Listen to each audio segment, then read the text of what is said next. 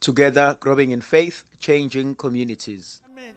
Wasisikhathi enyameni ukubuka isilonda sesipholile. Ngilimele ngo 2009 onyaweni lami. Uma ngivuka ekseni, ngizwe unyawo lwami uma ngithi hayibo, kuyanyathela. Then sengiyakudokotela ke, udokotela lapha esontweni. Sengithi Dr. Chabet, ngibona right. Athi right fat, ngithi mina yes right. Athi ayiboza ngale consulting room. Angibeke embhedeni.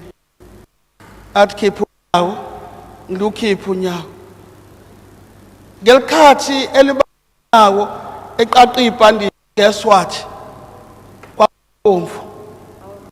Babe ngifake yinle amaclamp la ngimele khona. Ngokwami ngabona ukuthi isilonda sipholile. Kodwa udokotela wabona ukuthi isilonda sipholile. Siyadinga ukuba isilonda zethu la esilime khona. And uyade umuntu ukupholisa lezi zilonda uNkulunkulu. Khona ukusemoyeni okunzima kakhulu. Uyabona imoto umzimba wayo ungaba mdala kodwa makuphila injini. Uma kuphila injini ngisho BM laba bazadlela kancane ngoba izobila ulibona i14 likubekela bumper to bumper. Uthi hayibo i14 nje leli likubekela ngani ngoba kuphila injini. Ngithina abafethu kuliqiniso phambi kwaNkulunkulu ukuthi uma ingaphili injini, uma ngingaphili ngephakathi, uma lingaphili iphakathi kuzoba nzima. Kuzothi uma uthi uBM uthi wena hayi mina mfethu ngiranger ngu2.6 noma mina ngu2.8 kodwa uthola ukuthi amandla okuhamba unawo. Siselwe simelwe kuba simembulele uNkulunkulu iphakathi lethu. Simtshela lapho esilimale khona. Kuningi ukulimala okwenzekalayo. Kungenzeka ulinyazo umndeni. Singemndeni kunemndeni engakhulumisani. Kunemndeni njengamanje engakhulumisani. Kunemndeni exephukile ase umuntu ngoba ngihlaleke ekhaya kungcono ngohlala eflatini.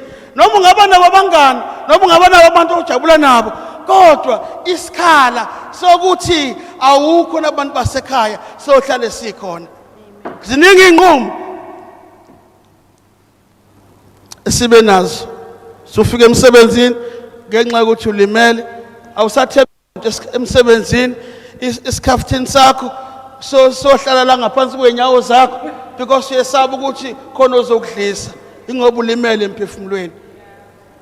Ukulimala kunhlobonhlobo, ungalimaza isithandwa sakho. Umuntu odele konke ngaye uthi uyamthanda kodwa kube uyena okulimazayo. Ungalinyazwa yimi ngumpriest wakho, ngufata wakho, ngingakulimaza. Ukulimala kunhlobonhlobo. Kodwa siyadinga sithandwa sami ukuba sifuna abantu abazosithwala. Uma kungukuthi wena usakwazi ukuyithwala, ukhona umuntu okwazi ukusithwala onguNkulunkulu. Ukhona umuntu owazi ngaphakathi lethu. Ukhona umuntu ongesabi ngathi. Ukhona umuntu ohlele njalo esifunda.